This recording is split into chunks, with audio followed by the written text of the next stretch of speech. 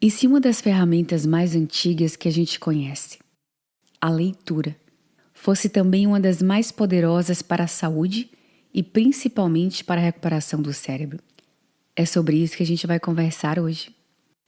E uma pergunta provocadora vai guiar nossa análise. E se a leitura fosse muito mais do que um simples passatempo?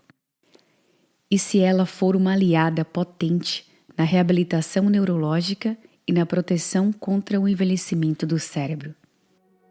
Meu nome é Tatiana Viana Pereira Araújo, especialista em neurociência, educação e desenvolvimento infantil pela PUC-RS. Traduzo neurociência avançada em estratégias práticas através de treinamentos interativos baseadas em neuroplasticidade, otimização da memória e reabilitação neurológica. E tudo baseado em evidência científica.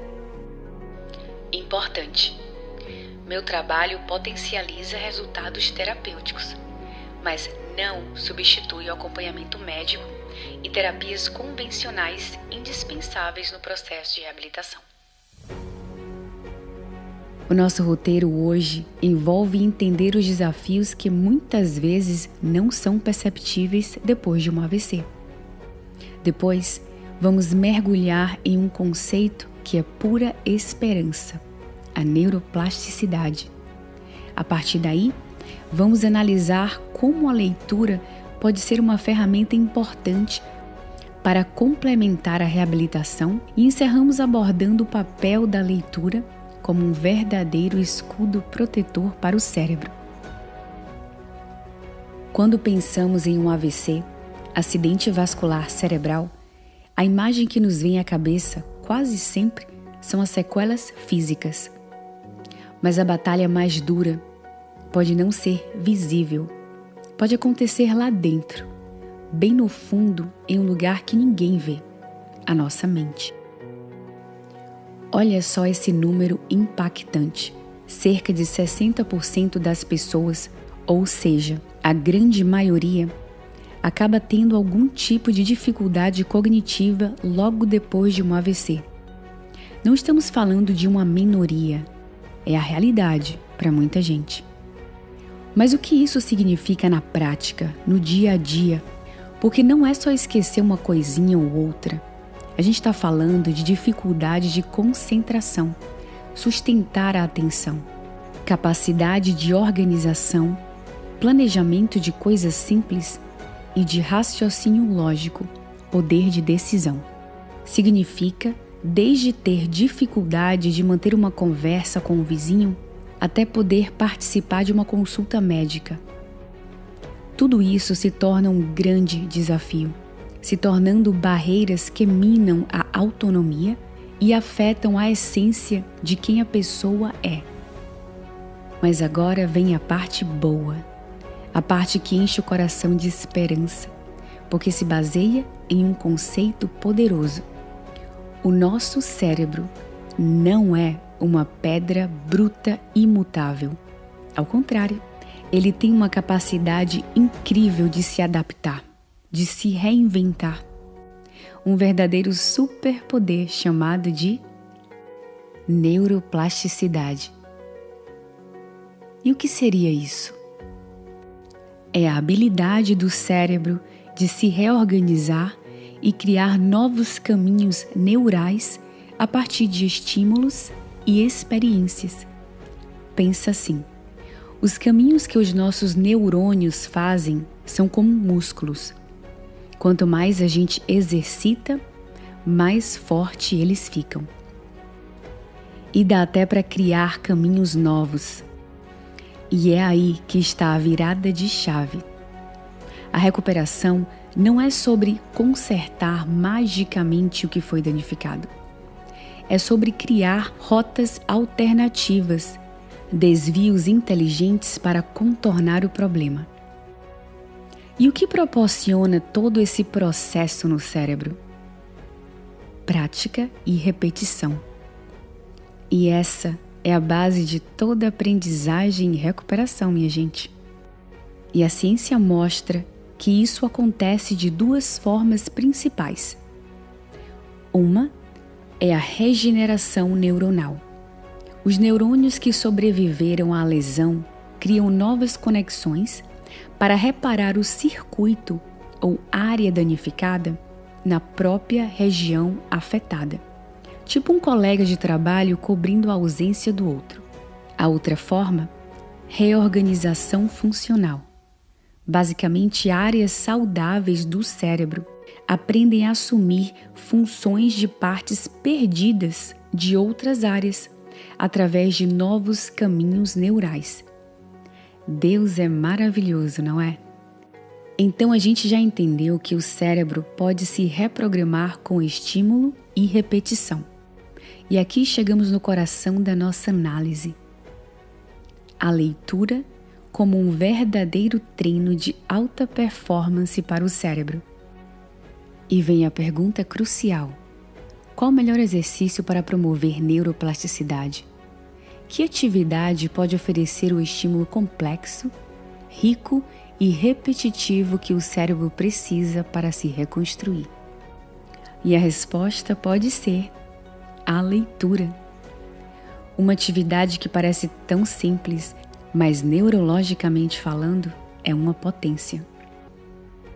E para entender o impacto disso, a gente pode verificar no modelo da Organização Mundial da Saúde como a leitura atua em todas as frentes.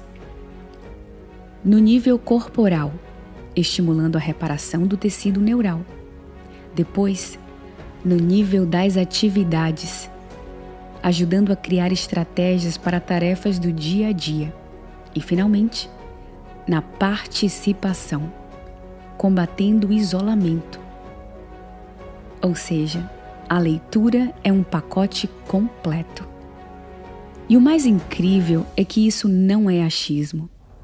Estudos de neuroimagem, tipo ressonância magnética, exames de imagem que mostram o cérebro funcionando em tempo real, comprovam que quando alguém que sofreu um AVC lê, novas áreas do cérebro são ativadas, iluminadas. Isso é a prova visual de que o cérebro está literalmente criando novos caminhos para contornar os danos, restaurando assim circuitos de leitura.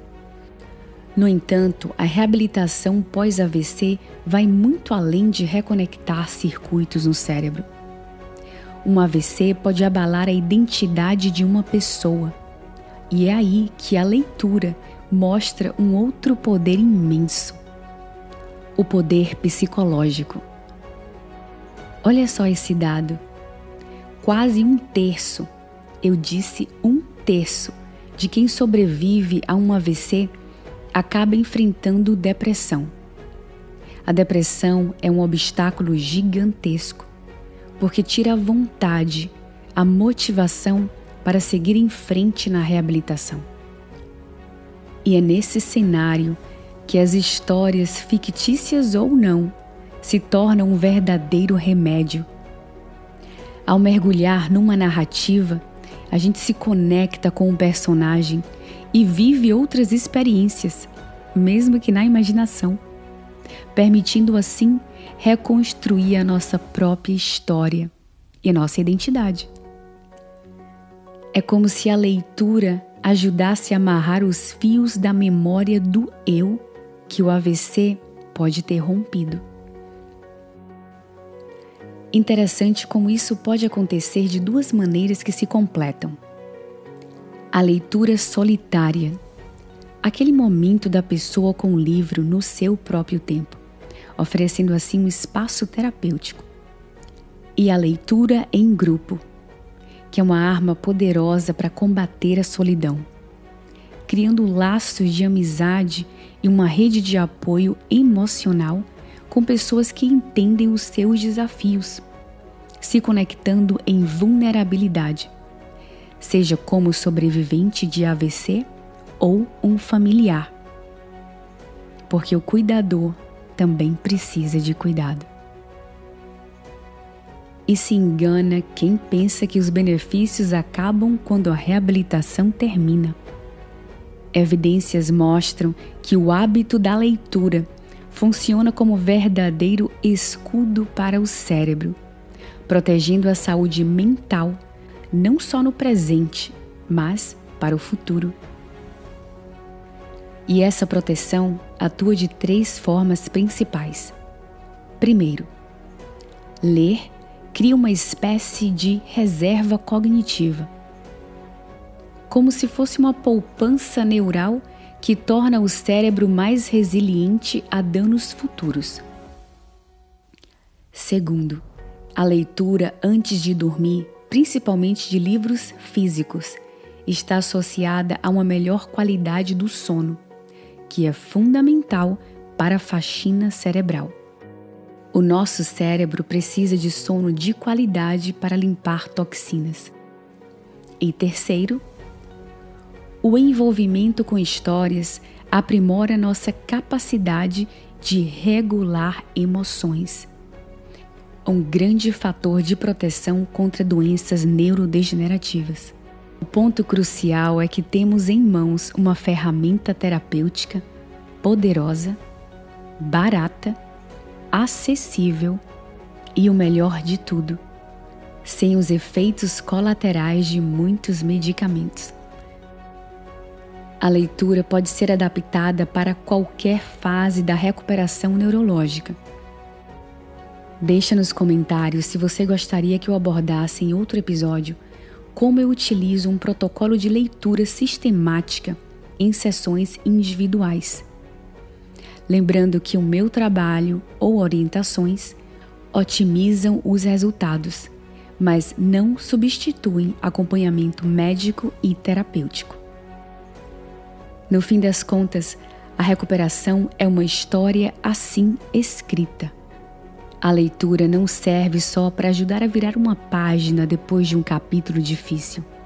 Ela oferece ferramentas para que os próximos capítulos sejam escritos com muito mais autonomia e, principalmente, com muito mais esperança.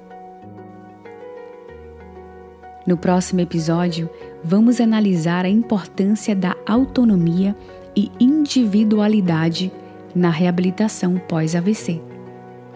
Seu cérebro tem um potencial extraordinário de recuperação e fortalecimento, e a ciência prova isso. Mas então, diante de tudo que foi exposto, como você pode começar a exercitar e proteger seu cérebro a partir de hoje? Eu agradeço pelo seu tempo e te desejo paz e bênçãos. Até a próxima!